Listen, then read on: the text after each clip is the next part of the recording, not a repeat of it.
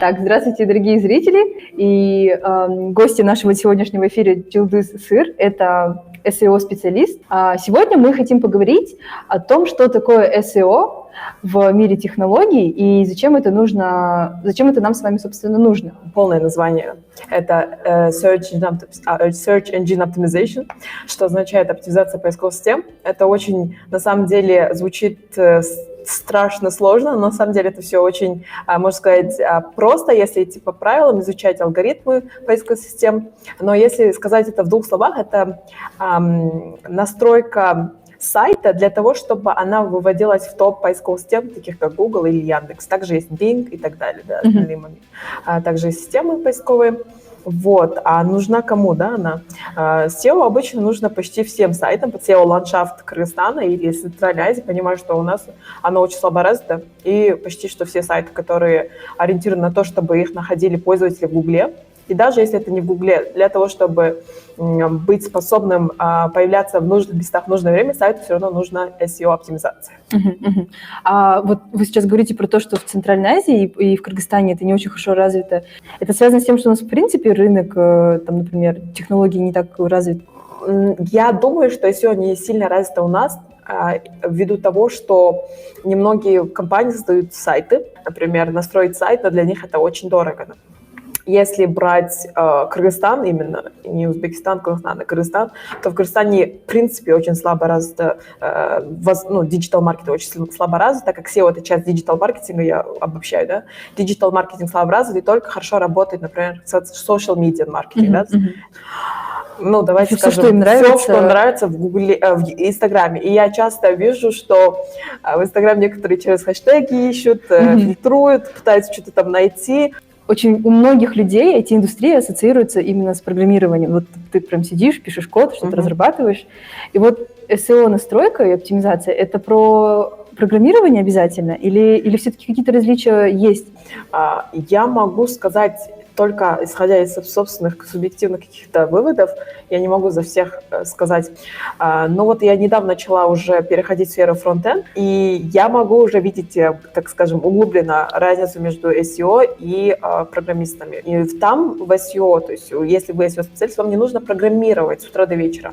Вам нужно просто понимать теорию, основу, все, так сказать, layers, да, или слои, да, того, из чего стоит веб-сайт, но вход в SEO намного легче, чем, например, в программировании, но в то же самое время в SEO больше требуется аналитический склад ума. Люди загораются, через какое-то время они понимают, что это сложно, и они это бросают. И вот каков должен быть первый шаг, чтобы войти в SEO-разработку, в SEO-настройку, чтобы человек понимал, что да, возможно, будет сложно, и вот как с этими трудностями бороться? У каждого человека будет собственный какой-то опыт, и у каждого человека есть собственные какие-либо желания и мотивы.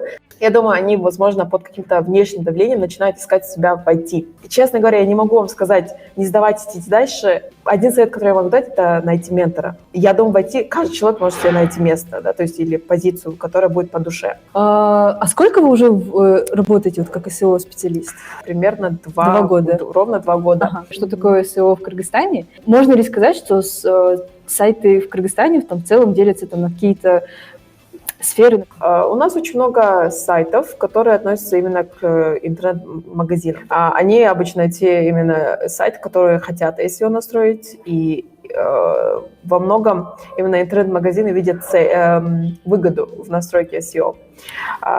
Говоря вообще о SEO-ландшафте в Кыргызстане, я бы, наверное, сказала, что у нас очень слабо развито SEO, но это и плюс, потому что многие сайты, которые настраивают SEO, даже базовые, могут выйти в топ Гугла за неделю или несколько недель.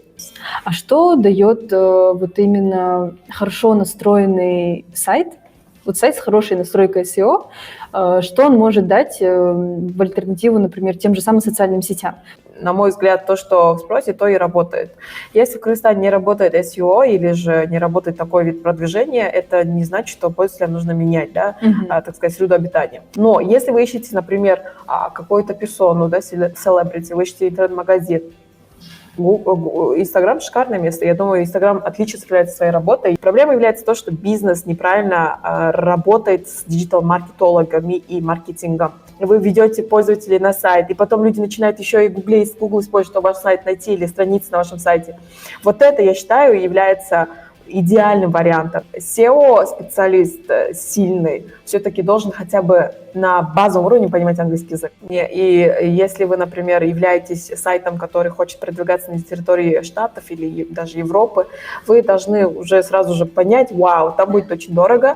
С помощью SEO-специалиста сможете настроить правильный сайт, то вам не придется платить Google за рекламу, чтобы выйти в топ. Чтобы выйти там на первую страницу в Google, нужно работать над ключевыми словами, например? Наверное, я не могу сразу дать ответ на этот вопрос.